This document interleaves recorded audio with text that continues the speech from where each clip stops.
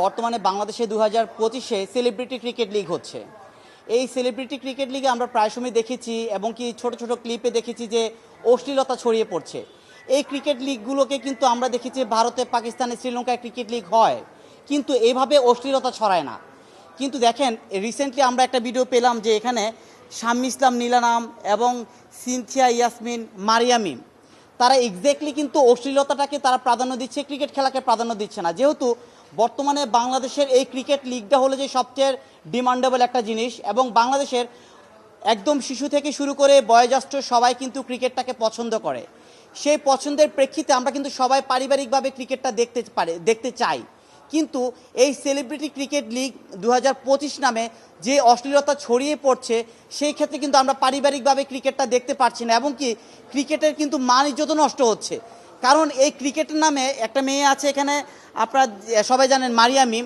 উনি exactly cricket খেলতে গিয়ে একটা অশ্লীল ড্রেস পরে উনি নিজেকে শো আপ করছে, এবং উনি বলছে যদি ফিগারই যদি না দেখাতে পারি তাহলে কেন খেলতে আসলাম।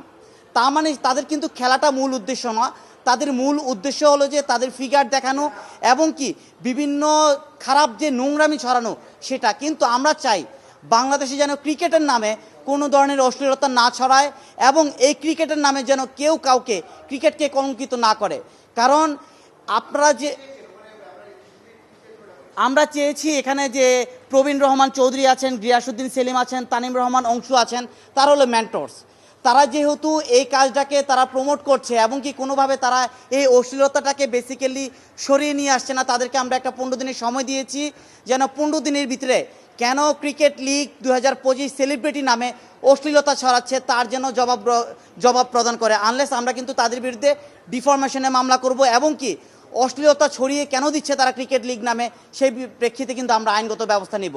শুধু তাই নয়, এখানে বিশেষ করে মারিয়ামিম, সিনথিয়া ইয়াসমিন, কেয়া পায়েল এবং নাদিয়া এবং আলিশা মডেল, এবং আমাদের যে যারা বলছে যে বর্তমানে রানিং মডেল শাম্মী ইসলাম নীলা, ওরা কিন্তু বেসিক্যালি ক্রিকেট লিগ নামে যে প্র্যাকটিস করতে যায় বা খেলতে যায়, তাদের ড্রেস আপের কোনো ঠিক নেই। আপনারা কিন্তু দেখেছেন অনলাইনে, তাদের ড্রেস আপের কোনো ঠিক নেই। অর্থাৎ তারা ক্রিকেট খেলার নামে কিন্তু ক্রিকেটটাকে কলঙ্কিত করছে, এবং কি তারা এই বিষয়টাকে কলঙ্কি হিসেবে ক্রিকেটটাকে নষ্ট করছে। তাই আমরা সবাইকে লিগ্যাল নোটিশ পাঠিয়েছি, আগামী 15 দিনের ভিতরে কেন ক্রিকেটের নামে অশ্লীলতা ছড়িয়ে দিয়েছে সেই জন্য 15 দিনের ভিতরে যেন আমাদেরকে এই জবাব প্রদান করে। আনলেস আমরা 15 দিনের পরেই কিন্তু তাদের বিরুদ্ধে আইনগত ব্যবস্থা প্রদান করব।